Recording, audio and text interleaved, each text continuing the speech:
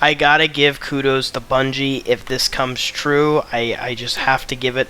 There has been this big theory that I'm going to talk to you guys about in this video about a certain exotic that will be coming in the final shape, and how it was foreshadowed for almost basically 5 years if you think about it, and it looks like it will be coming true, and it will be a sick exotic for us Guardians to use in less than a week.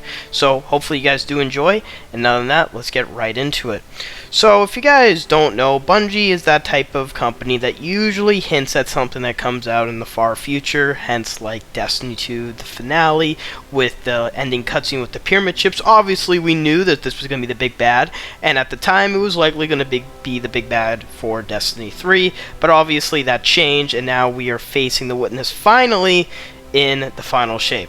And with those things that Bungie try to hint us with at the end of a campaign or a secret mission or just a simple lore dialogue, it can be subject to change, obviously, if the direction of the narrative or the direction of what they want to put in the game is up to them. But usually there are some things that they try to keep secret and hidden for a really long time, and either don't go back into it and finish it off, or that they actually do finish it off and like sort of the finale of something else later on.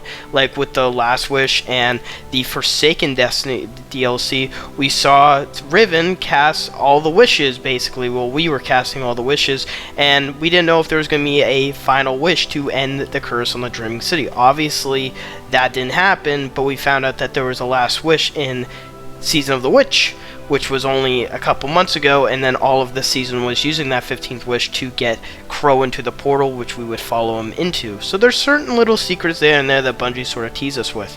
Okay, Redrix, what are you trying to get at?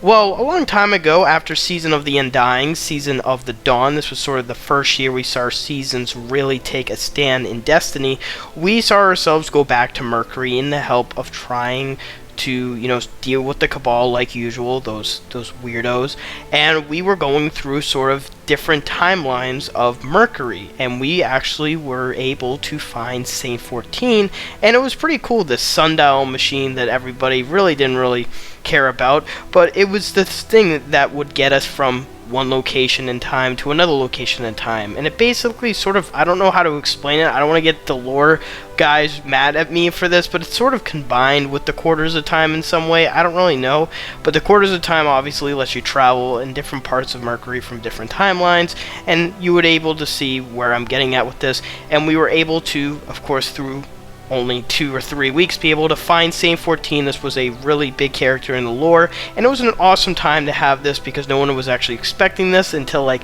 a week before the trailer came out, when they released the trailer, and it was pretty sick. So to have Saint 14 come back, and then for us to go get him and rescue him, and then overall the seasonal weapons, the exotic quest, really cool. And in particular, I want to talk about the way of getting that weapon you just saw, the Bastion, and the quest behind it. Now, there's been certain steps that were just gonna not, just been sort of like a nameless sort of quest to get kills and all that type of crap. And after some steps, you would enter into the Quarters of Time and follow into a certain puzzle that at the time the community was, going and doing, and there was no sort of guideline on how to do the Quarters of Time. It was just go from one room to another room with 6 gateways in that room.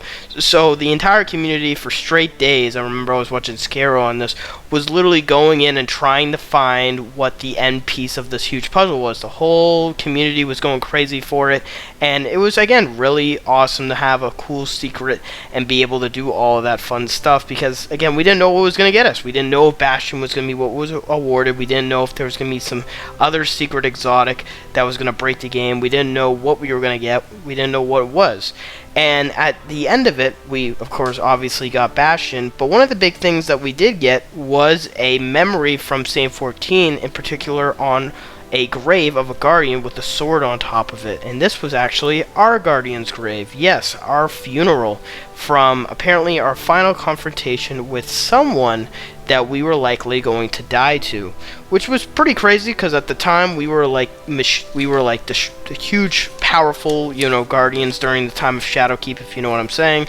So to hear us that we were gonna die, it was pretty crazy, and no one would have believed that we would die. And one of the big things is that there was an exotic sword with a ghost attached to the bottom of it. This exotic sword got a lot of attention at the time, and we thought we were going to get it. No, we got the bastion and a stupid fuse core instead, and the sword was left on our grave. And apparently, that was it. That was all it was, and it was just stuck there with the grave. And Saint 14 did say that the exotic sword was from one of his collections, but we used it when facing against our final confrontation, and he asked for like the travel to help us, and of course he talked about all of our achievements.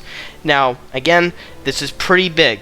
So obviously, with the final shape coming out, a lot of people have been getting a lot of theories about what the campaign's going to be like, and it looks like the campaign's going to answer a lot of questions and be one of the most emotional and memorable campaigns out there, being the end of the Light and Dark Saga.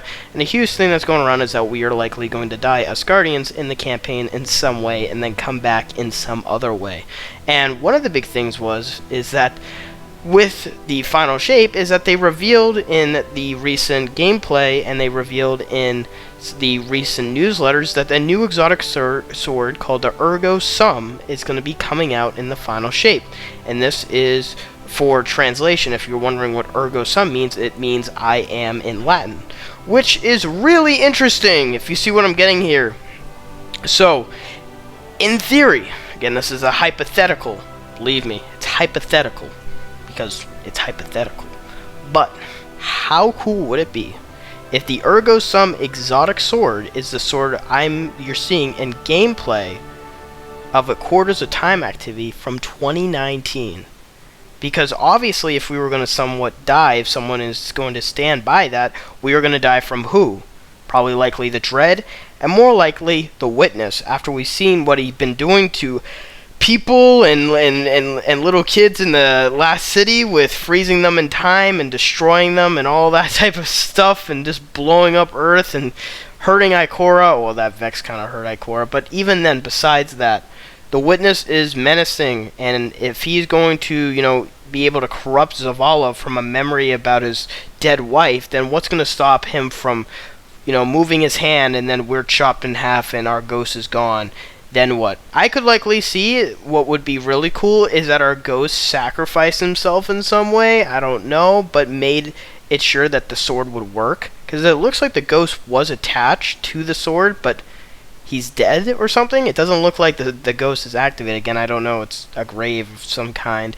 And I think it would be really cool if the ghost gave his life for a sword that will be able to defeat the Witness. But in a final confrontation, I would see us die, and then where would we go? Again, it's too hard to say because I don't know as much as Bife and Evade and everybody. But looking at that all together, we see that we are very acute to this position where we would be able to get a sword of this magnitude if we die, or when we die.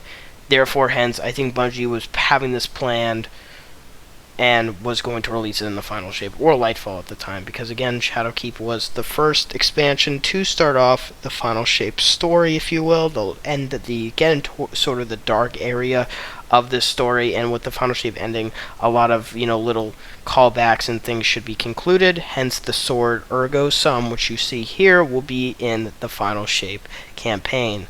Let me know what you guys think, and I'll see you guys in the next one. Bye, guys. Talk about, because it's